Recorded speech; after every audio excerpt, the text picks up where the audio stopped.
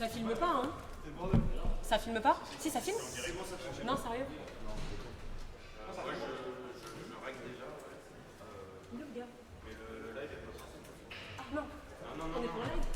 Ok, c'est bon. Ok.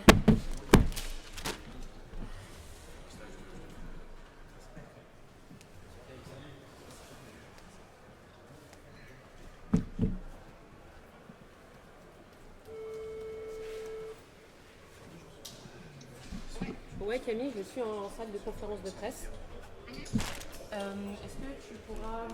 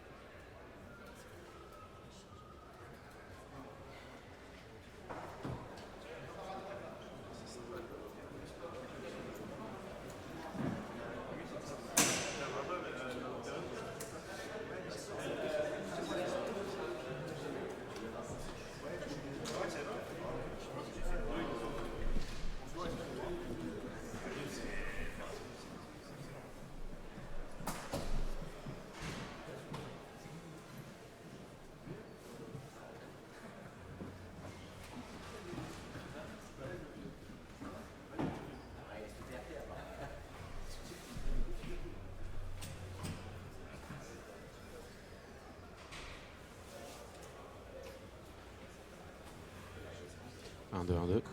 1, 2, 3. 1, 2, 3.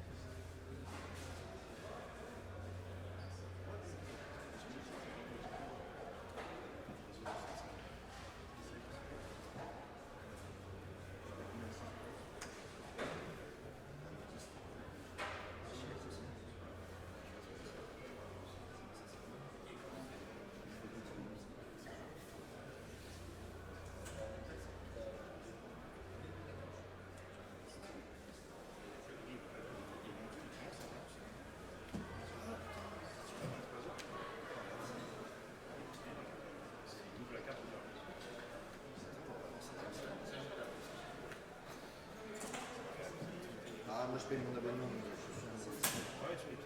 J'ai arrêté tous ces trucs. Ouais, les sites russes, tout ça, c'est ça. Et n'importe quel réseau, par contre. Non, là, il y a. Là, c'est.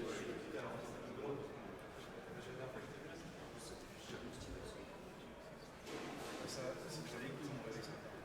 Tu l'as fait? Non, je te jure que. Moi, j'ai vu tout ça avec ça. Moi, j'étais là, j'aime bien.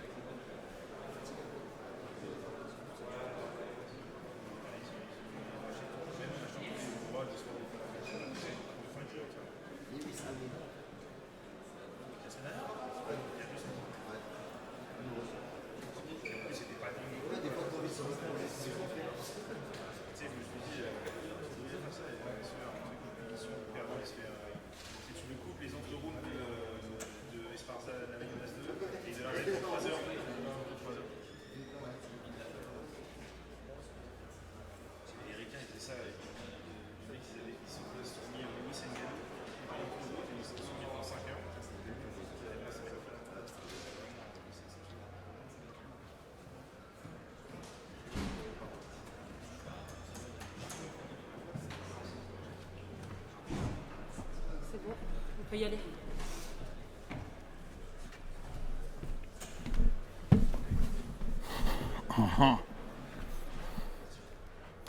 Bonsoir les amis.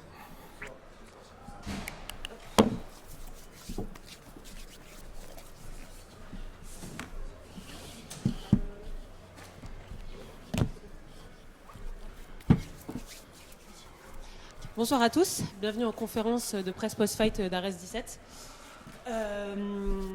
Donc on va commencer cette conférence avec Fernand qui va nous donner d'abord les entrées de la soirée et suivi des bonus de la soirée aussi.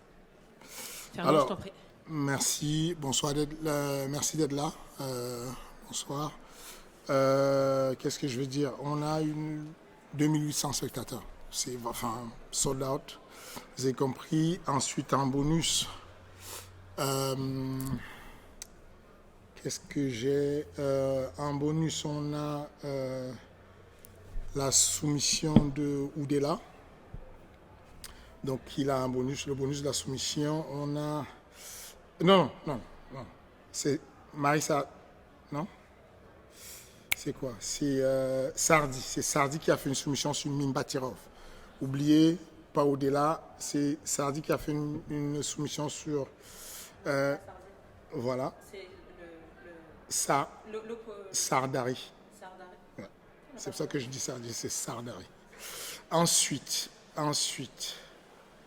Qu'est-ce que j'ai comme soumission? J'ai Younoussov qui a l'agressivité, donc ce qu'on appelle le bonus offensif sur Twitter, et qui a le KO de la soirée. Et puis, c'est tout. On a 2 bonus, la soumission, le Twitter par Younoussov, et puis le KO par Younoussov. Voilà. Est-ce qu'il y a des questions? On commence avec les questions.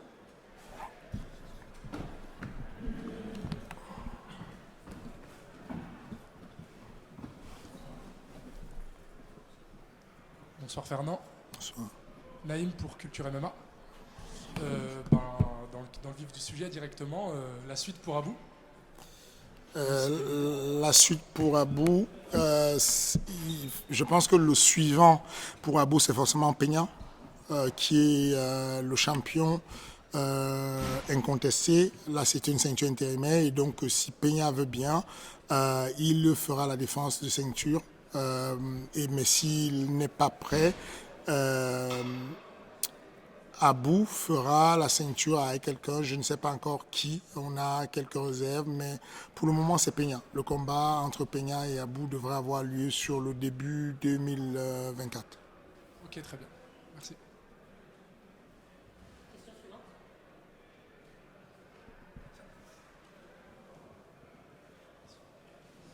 Bonsoir Fernand, Alexandre Rousseau pour Gongui Ornogui. Est-ce que vous comptez rester ici à Marcel Cerdan ou retourner au Dôme de Paris dès l'ARES 19? Non, on va repartir sur 2024. Le prochain événement s'est fait ici, le 15 décembre, on est ici. Et ensuite, on repart sur la nouvelle salle, l'Adidas.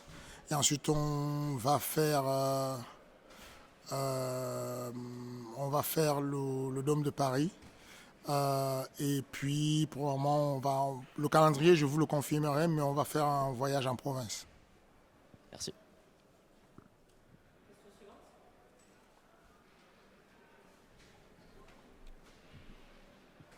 Bonsoir Fernand, Tom pour Stade Perform. Cette carte a été perturbée par beaucoup d'annulations, il n'y a eu que 7 combats. Comment tu l'as vécu toi? Ça a beaucoup été critiqué. Et pour poursuivre la question, pourquoi il n'y a pas eu de backup à Shamsudinov King Kamel? Les critiques, faut pas calculer. Vous faites tout ce qui est bien. Il y aura toujours des critiques. C'est pas un baromètre. Faut pas tenir compte de ça. Par contre, effectivement, on aurait pu avoir un backup, mais l'état de santé de Baïsangou n'était pas correct. En gros, Baïsangou, il est dur au mal et il est tombé dans les paumes 2 fois. Et donc, du coup, lui, il voulait combattre. Sa famille et moi, on a décidé qu'on ne le faisait pas combattre. Donc, c'est l'essentiel, c'est le plus important. C'est les décisions primordiales qu'il y a eu. Bien entendu, il y a eu à côté l'adversaire qui n'était pas assez d'accord. Il y a des gens qui ne voient pas encore, qui n'étaient pas assez d'accord sur le fait de combattre pour autre chose que la ceinture, parce qu'il est venu pour la ceinture. Mais la réalité, c'est que si Baïsango avait été en santé, on aurait certainement trouvé un autre adversaire pour lui. Et juste, je poursuis, il y a Ibrahim Amani qui a demandé, qui a dit qu'il était prêt lui à faire le backup. Est-ce que tu peux nous en dire plus sur Ibrahim Amani? Est-ce que tu penses qu'il va bientôt revenir dans la cage? Je n'étais pas au courant. Sur Twitter, il a dit qu'il était prêt s'il y avait un éventuel backup, qu'il était prêt à prendre une caméra. C'est génial. Ça, c'est génial, c'est bien. Mais sincèrement, je n'étais pas au courant. Ibra, tu as mon numéro de téléphone. Si tu passe-moi un texto et on y va. Merci, Fernand.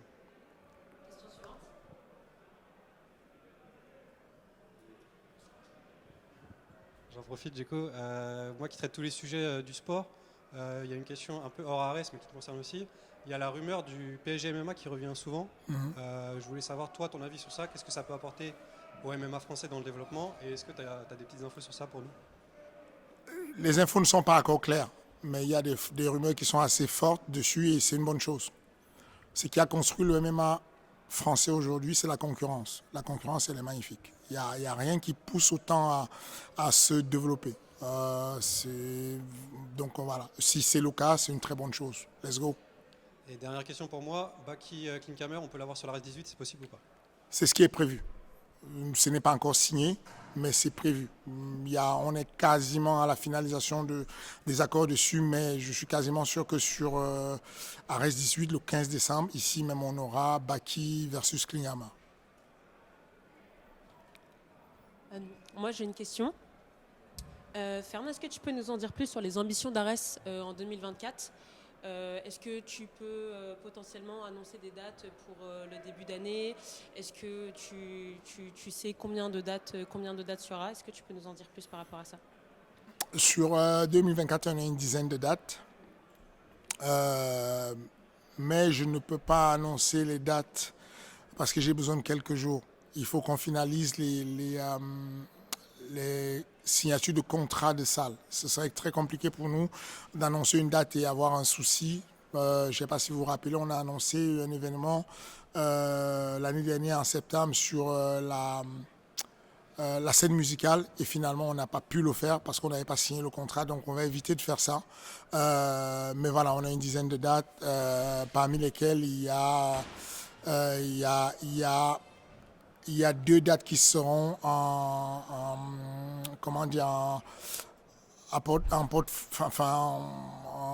circuit fermé, où il n'y aura pas de spectateurs, juste pour la télévision.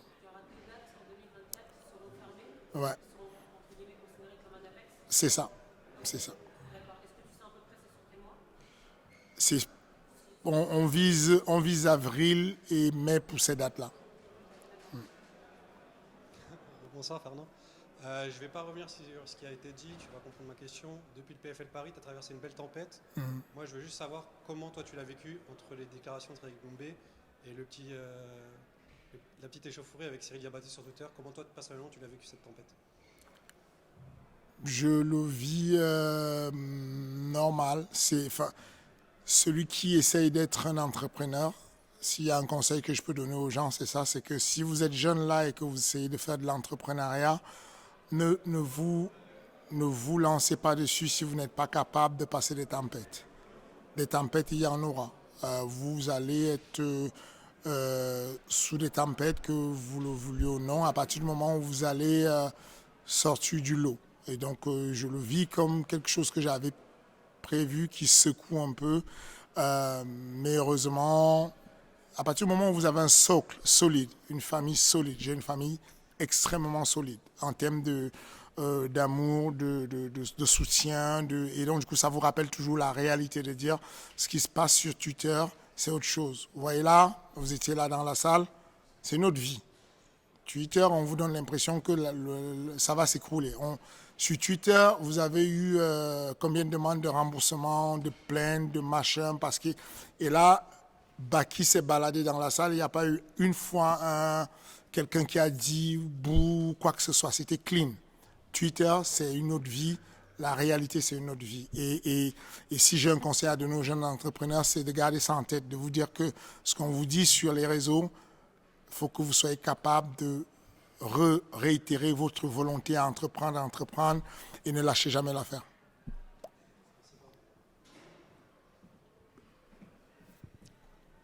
Bonsoir Fernand, Noé de Cover. Moi j'ai deux questions sur Arès. La première, c'est donc là tu viens d'évoquer deux éditions à huis clos, fermées au public. Est-ce qu'on pourrait en connaître la raison? Est-ce que c'est pour des raisons purement financières ou C'est des raisons d'optimisation de finances.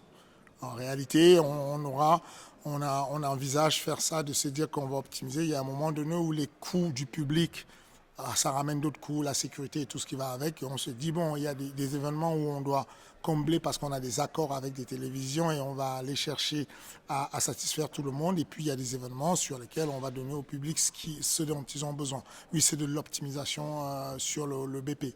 Et deuxième question sur Arès, c'est sur le roster, parce que cette année, on a donc Damien qui est tombé pour dopage, Amin Ayoub qui va peut-être pas recombattre, Taylor Lapidus qui est à l'UFC, Abdul qui est parti, Baki, on sait qu'il a exprimé ses envies d'ailleurs aussi en termes d'organisation. Donc on sent quand même qu'au niveau du star power, un peu, les choses ont été bien faites puisque les gens s'en vont, mais en même temps il faut renouveler.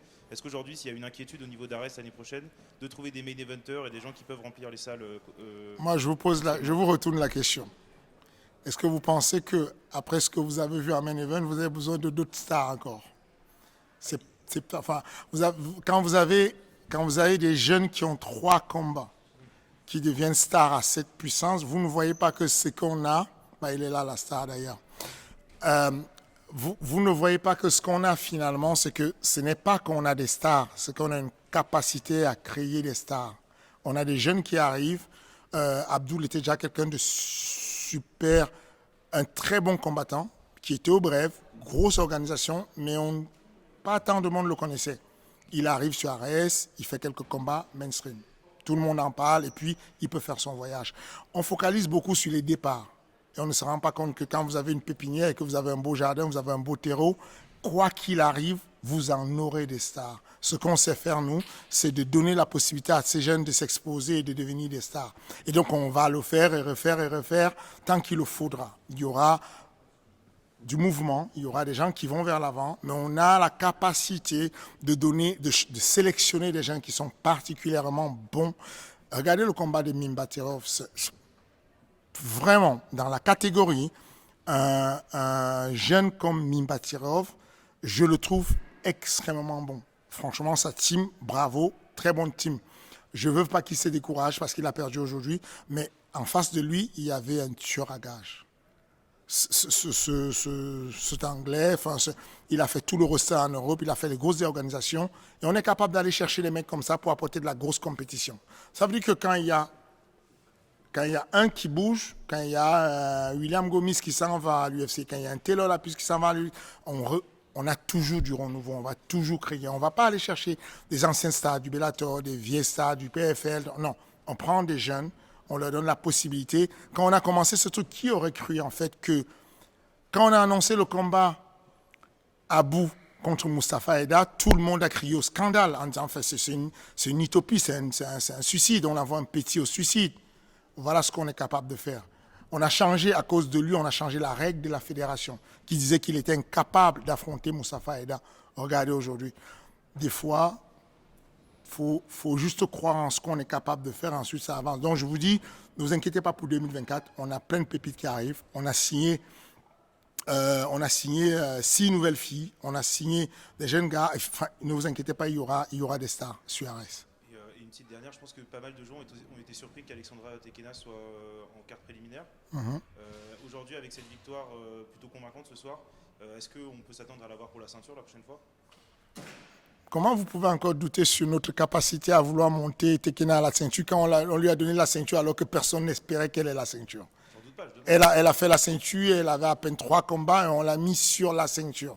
Enfin, vous comprenez bien que nous, on est là pour faire ça. Mais à l'opposé de ce qu'ils le disent sans savoir ce qu'ils disent, nous, on a des outils qui nous permettent de voir qui vend, qui ne vend pas. Aujourd'hui, on est capable en temps réel de dire combien de personnes étaient connectées sur UFC Fight Pass au moment où Tekena combattait. On est capable de dire exactement le nombre de déconnexions qu'il y a eu, le nombre de maintien de connexion qu'il y a eu. Donc on a des outils qui nous permettent de, quand on met des personnes un peu en avant ou moins en avant, ne vous posez pas les questions. Il y a des gens, on a une team d'opération, ce sont des tueurs. Enfin, vraiment, je profite de cette plateforme-là pour remercier mon équipe, de remercier Camille, remercier Guillaume Néel. Enfin, il y a des gens qui travaillent en douce, là, en back-office, qui font un travail exceptionnel. Donc, ce n'est pas un hasard. Les classements qu'on a, quand on a voulu mettre Tekena pour la ceinture et qu'elle le méritait, et qu'il y a tout le monde qui disait, mais non, on ne peut pas mettre Tekena pour la ceinture. Nous, on l'a mis parce qu'on pensait que là, elle avait quelque chose. Là, aujourd'hui, sur la Fight Card qu'il y avait, il y avait des gros vendeurs sur la Fight Card. Bien que ça vous paraisse pas, nous, on a des outils pour le voir. Voilà. Bonsoir Fernand, Louis Lecomte pour le Figaro. Moi, je voudrais savoir comment se passe la restructuration du MMA Factory qui a déménagé de Rungis. Est-ce que le partenariat avec Venom, qui est un partenaire très important, se passe bien? Est-ce qu'il y a une autre marque qui est intéressée? Est-ce que l'aménagement de la nouvelle salle avance? Comment se passe toute cette restructuration? Plutôt bien. Plutôt bien. C'est bizarre de le dire, mais cette salle-là, ce qu'on a aujourd'hui comme la maison mère, déjà le flagship qu'on a, le MMA Factory dans le 12e, 91 boulevard Poniatowski, c'est une salle qui a vu naître des champions, y compris des champions du monde. Donc, on n'a pas eu besoin d'aller plus loin. Dans cette petite salle-là de 300 mètres carrés, 350 mètres carrés, on a eu un athlète qui est devenu aujourd'hui le champion du monde et le champion de boxe qu'on connaît, Francis Ngannou. Dans la même salle, on a eu Cyril Gane. Dans la même salle, on a eu Nassourdine Imavov. Dans la même salle, tous ces tueurs-là viennent de cette petite salle, déjà. Ensuite, à côté de ça, on a un partenariat très bien avec la meilleure école de jiu-jitsu brésilien en France sur les 3 dernières années. C'est Infinity, qui gagne tout en gi et en no-gi. Et avec eux, on a ouvert une salle à la Défense. Donc, vous voulez y aller, vous avez la possibilité d'aller faire le jiu-jitsu brésilien, le MMA, est-ce que vous voulez là-bas? Et puis, le partenariat avec Venom se porte très bien, puisque vous avez vu là, Venom, toujours sponsor de Ares, Venom, toujours sponsor de MMA Factory, Venom, toujours sponsor de Cyril Gane. Bien entendu, il y a une structure qu'on a aménagée à un moment donné parce qu'on croyait à la rentabilité. La rentabilité n'est pas bonne. On fait de l'optimisation financière. Il ne faut pas se compliquer la vie avec. Donc, il n'y a pas une restructuration en tant que telle. Il n'y a pas besoin de restructuration en tant que telle. On a juste besoin d'avancer et d'optimiser avec le temps. Vous prenez un outil avec lequel vous travaillez, vous vous rendez compte que l'outil est performant, vous le gardez. Vous vous rendez compte que l'outil n'est pas performant, vous trouvez une solution pour optimiser. Bonsoir Fernand, Alexandre Mahler pour La Sueur. Puisqu'on sort un petit peu du cadre d'arrêt, je vais me permettre une question sur Cyril Gane. Est-ce que tu peux nous donner des nouvelles du bon gamin, nous dire quelle est la suite pour lui? Cyril Gane va bien, vous l'avez vu tout à l'heure, il va bien. Surtout, il profite du temps qui lui a été donné pour s'entraîner. Il y a beaucoup de, il y a beaucoup de personnes qui ne savent pas de quoi il est question et qui sont surpris, par exemple, de tout ce qui se passe en ce moment où nous, la team de Cyril Gane, on n'est pas surpris puisque ça fait 2 mois qu'on sait que Cyril va combattre en mars. Donc c'est prévu depuis. On le sait, et donc il s'entraîne depuis, il accélère son apprentissage de sol, il accélère son apprentissage de la lutte, il perfectionne son striking. On n'a jamais eu autant, on a eu besoin de temps pour se développer, pour le développer, pour qu'il soit capable d'affronter le quatuor du classement et on est bien parti. Il s'entraîne à mort. Il fait que ça, on ne fait que ça et voilà. Et l'adversaire? L'adversaire, non, pour le moment, non. Merci. Excuse-moi, Fernand, une dernière. Tu as évoqué Mars, ce serait aux États-Unis ou on dirait pas loin d'ici? J'aurais pas dit mars. Je n'aurais pas dû dire mars, je suis désolé. Bonsoir Fernand. Fred pour Gong. Je voulais juste revenir rapidement sur le cutting. On voit que ça pose des problèmes à répétition quand même pas mal. C'est pas un sujet anodin quoi, pour la santé des combattants. Je voulais savoir, toi, si tu pensais que ce cutting, c'était une fatalité, tu vois. Et est-ce qu'il n'y aura jamais une solution pour ça? Enfin, on sait qu'il peut y avoir une solution, c'est de peser les combattants le jour même. Mais après, bon, ça sous-entend de ne plus faire comme le modèle, c'est-à-dire l'UFC. Enfin, qu'est-ce que tu penses de la question? Ce n'est pas une fatalité, mais on n'est pas loin de ça. Enfin, c'est une quadrature du cercle. C'est un problème qui est compliqué à résoudre. Dans le sens où à partir du moment où il y a une personne qui fait le cutting, il y a tout le monde qui doit suivre. Une seule personne qui fait le cutting, si tu ne le fais pas, tu te retrouves désavantagé. Donc, bien que je déplore ça, on a essayé tout. Pour les amateurs, on les pèse le même jour, mais pour les pros, c'est difficile pour l'organisation parce qu'aujourd'hui, pour vendre un combat, il y a la notion économique qui fait que pour vendre un combat, on a besoin de faire ce qu'on appelle la pesée cérémoniale. Et donc, il y a besoin d'un peu de temps qu'ils aient récupéré et qu'ils soient... Voilà, c'est complexe. Le véritable truc, c'est que petit à petit, chacun dans sa team doit prendre les bonnes décisions. S'il y a plusieurs fois la même personne qui n'arrive pas à faire le poids dans une KT, peut-être qu'il faut bouger. Là, aujourd'hui, c'était un accident. C'était un dos d'âne sur son parcours à Baïsancourt. Il a toujours fait le poids avec la même méthode et ça se passe très bien. Je pense qu'il y a de la métamorphose. Son métabolisme change. Il a 22 ans et à 22 ans, il y a encore des choses qui changent dans la morphologie. Et je pense que son morphotype a posé un problème et a surpris Nabil, son diététicien. Mais quoi qu'il en soit, moi, je ne suis pas de ceux qui vont pointer du doigt ce qui n'a pas marché. Je vais pointer du doigt. Je vais plutôt prendre une leçon en me disant, bon, on a appris quelque chose. On a compris que le petit jeune a changé de morphotype et que la quantité d'eau qu'il était capable de perdre dans le temps qui lui était donné, il ne réussit pas à le faire. On va adapter la prochaine fois et ils auront le temps de changer. Voilà comment je vois les choses. Mais vraiment, à grosse échelle, je ne sais pas comment résoudre la problématique. Le ONE FC l'a essayé, ça a été un échec, ça ne marche pas. L'UFC monitore un peu, c'est compliqué. Donc, c'est à chacun d'entre nous de juste prendre soin de nos athlètes et de penser à la santé d'abord. Bonsoir, Clément pour Innocence TV. Dans la lignée de la question par rapport à Cyril Gane, qu'en est-il pour William Gomis? William Gomis combat le... C'est quoi? 3 février. William Gomis combat le 3 février. Contre qui? Bien entendu, je ne peux pas vous dire le nom. Bien entendu, je ne peux même pas vous dire le lieu parce que je n'ai pas encore le droit. Il y a une obligation qui fait que quand on a signé un contrat, on doit attendre que ça s'annonce, on doit attendre qu'il y ait l'UFC qui annonce en primeur la promotion et qu'ensuite on annonce. Mais William Gomis a re-signé avec l'UFC pour 4 nouveaux combats avec une belle augmentation financière et il fait son retour le 3 février. Ok, ça sera la dernière question pour Fernand. Bonsoir Fernand, Denis pour Sports Content. Pour continuer par rapport au factorien, juste une petite question où on est Jordan Zebo, quand est-ce qu'on pourrait le revoir? Jordan Zebo va faire son retour en février. Jordan Zebo combattra en février. Il se porte très bien.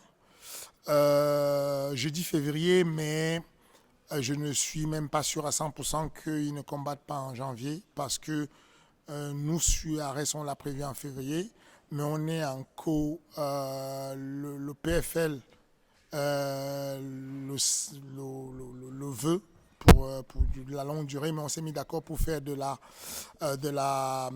copromotion. Donc, Jordan Zebo va combattre sur les 2 événements. Il se porte très bien. Il a repris les entraînements. Il est très bien. C'est un choix pour lui de se mettre un peu en retrait, mais il se porte vraiment bien.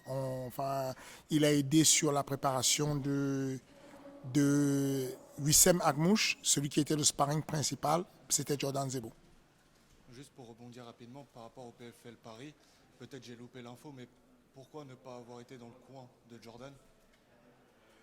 Parce que je n'ai jamais été dans le coin de Jordan. C'est que Jordan, on a des cellules. Nous, on organise chez nous des cellules. Je n'ai pas le don d'ubiquité. Je ne peux pas être partout. Et donc, ce qu'on fait, c'est qu'il y a des personnes on a des teams qui font évoluer nos athlètes. On les entraîne, on les accompagne, on met des stratégies globales en place et ensuite il y a une team, une cellule qui accompagne quelqu'un jusqu'au bout. Là, jusque-là, l'équipe qui a accompagné Jordan et qui a fait que Jordan se retrouve à 4 combats et 4 victoires, y compris des combats amateurs, c'était l'équipe composée du head coach, comme on dit. Et il n'y a pas de raison de changer ça. Il n'y a pas de raison que des choses périphériques viennent changer ça.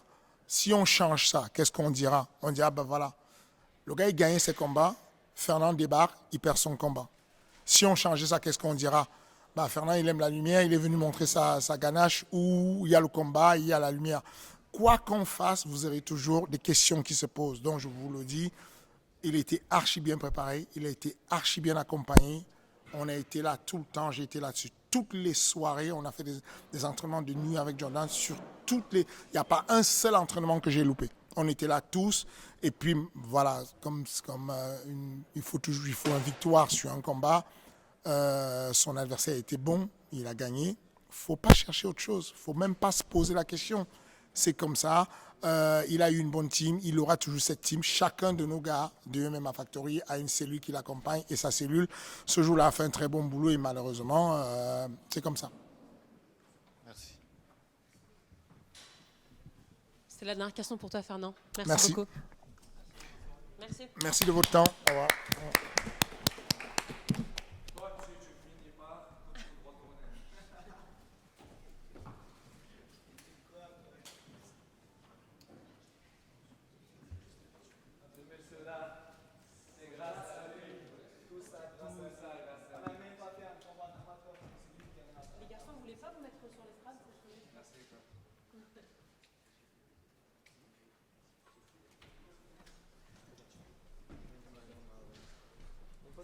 Je vais amener une deuxième chaise.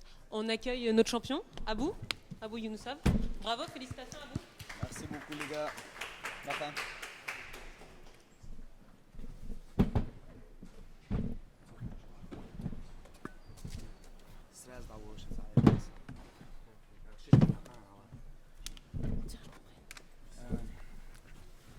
Ça marche? Avant que je commence, je voulais remercier Benjamin Sarfati et Fernand Lopez. C'est grâce à eux on a eu l'occasion pour faire tout ce qu'on fait maintenant. Donc merci beaucoup Fernand Lopez, merci beaucoup Sarfati, Benjamin Sarfati. Et merci beaucoup notre club de MMA Factory. Voilà, on peut commencer là. On commence avec la première question.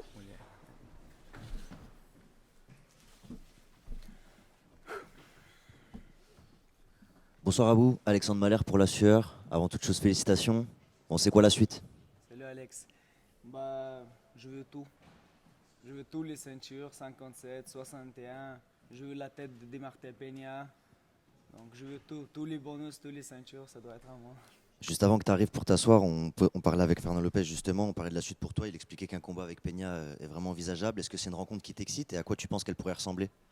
Franchement, si le comportement de Peña elle est bien, je lui donnerai une occasion pour un combat contre moi.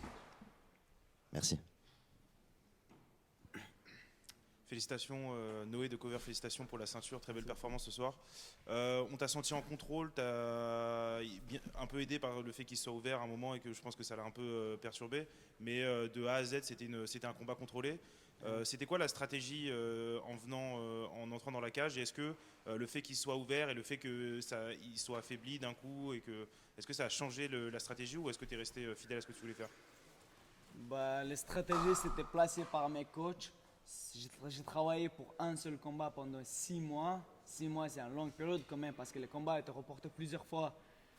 En vrai, honnêtement, je peux dire que les coups de coude que j'ai mis, on a travaillé ça avec mon coach Lopez, Fernand Lopez. Donc, je pense que ça marchait la stratégie qu'il a mis. Voilà. Et ça n'a rien changé. Et ça n'a rien changé. Et du coup, question pour ton frère. On imagine que voir Aboubacar performer comme ça ce soir, ça te donne des envies pour le mois prochain? Déjà, je voulais préciser, le coup de coude, il n'a rien changé du tout.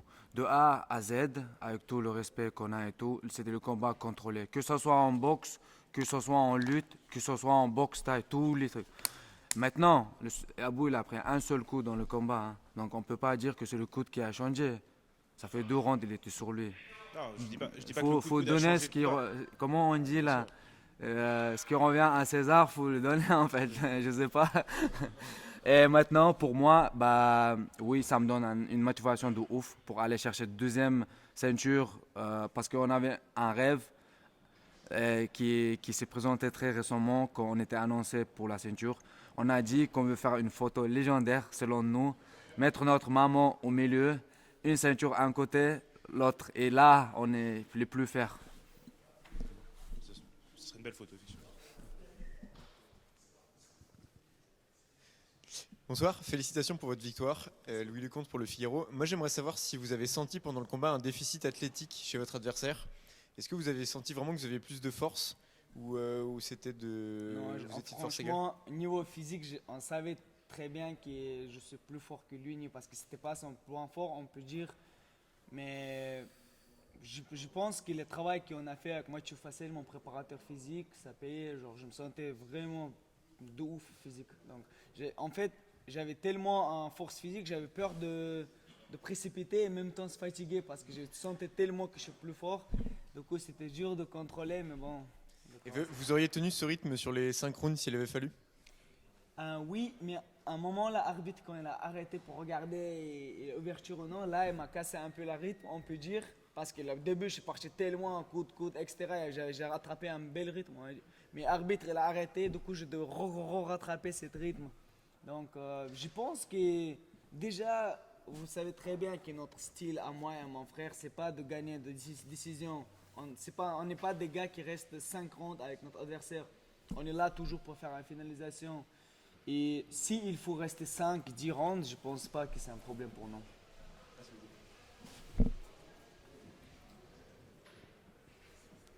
Shems pour le média Le Parcours. Tout d'abord, bonjour à Aboubacar et bonjour Tourpal. Parle fort, s'il te plaît. Ah, je parle pas assez fort là? Ouais, vas-y, parle. Dans le micro. Ok. Tout d'abord, bonjour à toutes, bonjour à vous. J'ai entendu dire que le game plan c'était de mettre des middle au corps et de finir sur une clé de talon. Je ne sais pas si c'est vrai. Non, rien à voir. Rien à voir. C'était quoi du coup le game plan Le game plan c'était mettre pression au maximum parce que Mostafa Aida c'est un guerrier et quand lui il attaque il est hyper fort. Donc là notre stratégie c'est avancer, toujours avancer, de ne pas laisser respirer. Mais clé de talent, je sais pas, je peux pas dire que je sais, je suis un ceinture marron de JB, je fais bien, mais je peux pas dire que je suis un spécialiste de clé de talent. Du coup, non, c'était pas prévu. C'était pas de le soumettre le game plan? Submission, oui, mais pas clé de talent. Et là, c'est quoi du coup le prochain objectif? C'est d'Amarte Peña et suite à ça. Franchement, comme je t'ai dit, j'ai eu une période dure, 6 mois de préparation. J'ai vraiment des trucs durs qui se passaient dans ma famille. Il y a mon grand frère qui est décédé. Et malgré ça, j'ai continué de me préparer pour ce combat, même si c'était dur mentalement, c'était dur physiquement. Là, je pense que je vais me reposer un peu parce que je pense que je mérite vraiment. Et après la suite, une fois qu'on reposait, je parlais avec mon frère. Ce qu'ils disent, on va faire comme ça. C'est pas moi qui décide, c'est lui. Il faut juste préciser que le décès de notre frère, il est venu en plein camp de préparation.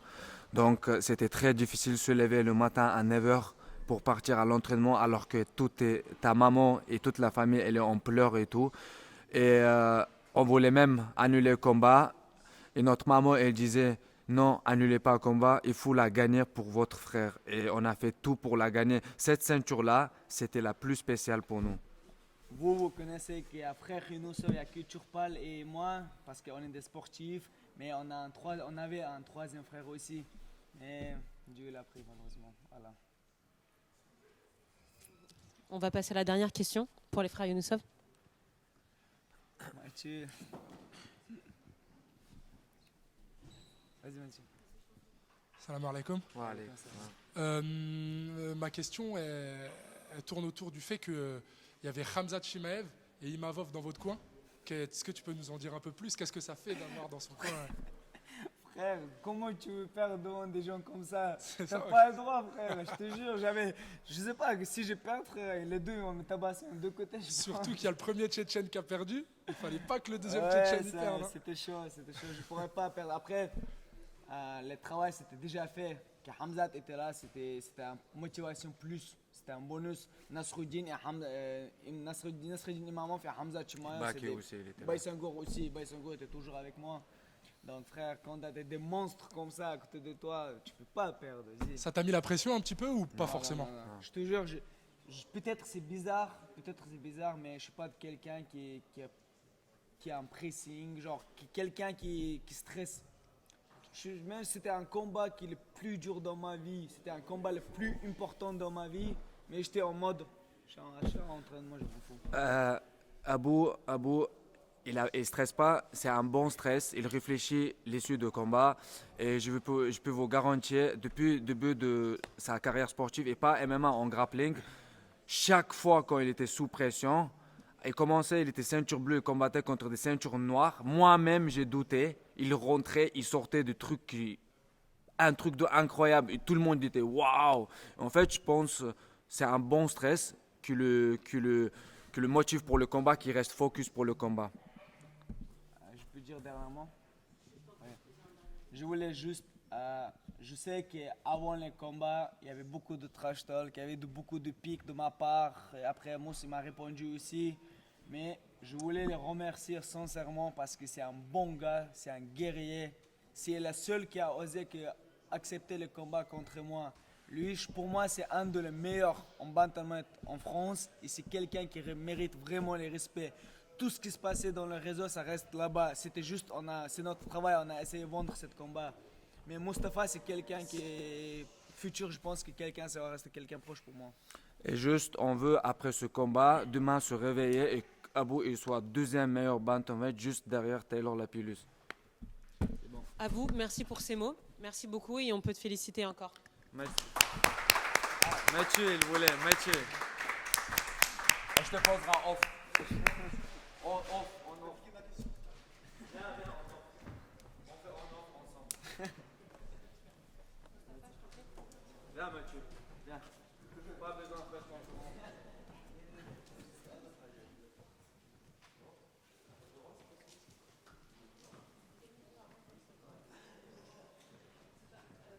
On n'a pas fini, on va accueillir Moustapha Aïda si vous le voulez bien. Moustapha ?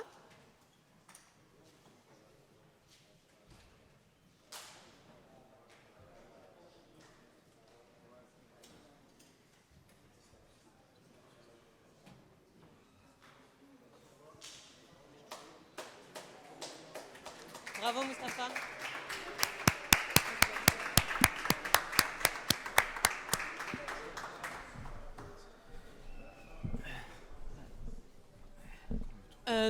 Moustapha, bonsoir. Bonsoir. On te félicite quand même pour ce magnifique combat. Est-ce qu'avant de commencer cette conférence de presse, tu aurais quelques déclarations à faire ou tu préfères passer directement aux questions ? Ouais, je tiens vraiment à m'excuser auprès de tous ceux qui sont venus me supporter, tous ceux qui ont fait le déplacement, même ceux qui m'ont envoyé tout simplement un message avant le combat et qui attendaient un gros combat de ma part. je suis conscient que je vous ai déçu et franchement, je suis très, très, très désolé. C'est tout. Mustapha, bonsoir. Andrea de Boxmag. Je voulais te demander, c'était quoi le game plan initial? Et ensuite, au niveau du coup de coude, je voulais savoir qu'est-ce qui s'était dit avec la docteure. De base, mon game plan initial, c'était de boxer, rester à distance et pas aller au sol. Après, pendant le combat, au début du premier round, je me fais amener. Je me prends un coup de coude qui m'ouvre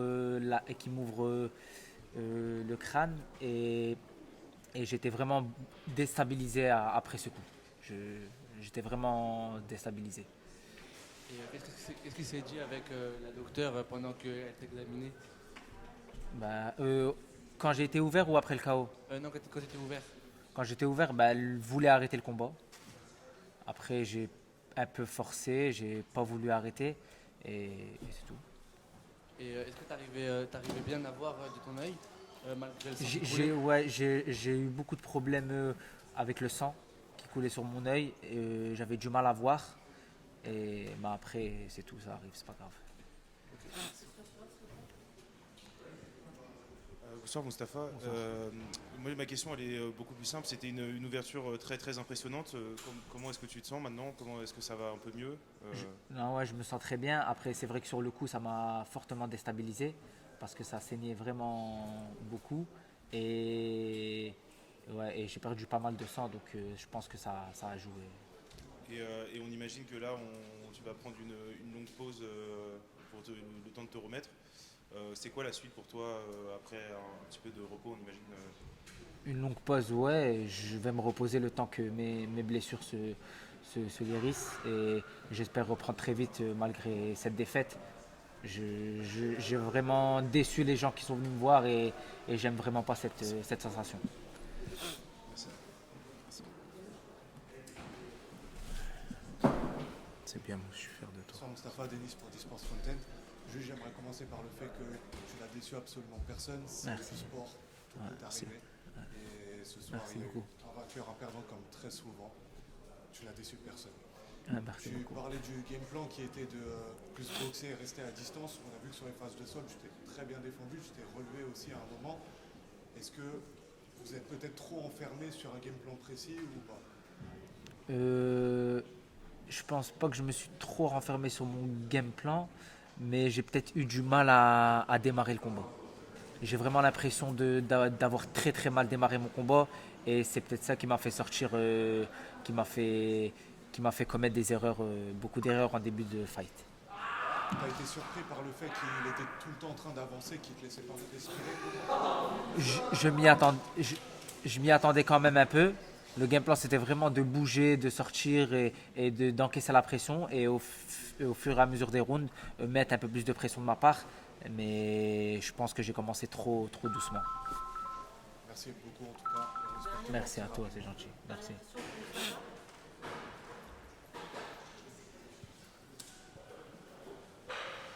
Bonjour Mustapha, Chebs pour le média Le Parcours. Je voulais te demander, malheureusement, du coup, tu as perdu contre Aboubakar Younousov, tu as aussi perdu contre Demarte Peña. Est-ce que tu penses encore aller chercher une fois la ceinture ou tu vois comment ta carrière se passe pour le futur? Pour l'instant, la ceinture, c'est pas mon but. Je vais vraiment essayer de beaucoup travailler après cette défaite, voir ce qui allait pas, reprendre des combats, reprendre des victoires et on verra par la suite. Après, il faut savoir que moi, je fais ce sport, c'est vraiment une passion. J'aime être dans la cage, j'aime me battre. Et à part quand ça finit comme ça, mais c'est un sport que j'aime. Je ne fais pas ça pour l'argent, je ne fais pas ça pour la gloire, je ne fais pas ça pour les abonnés.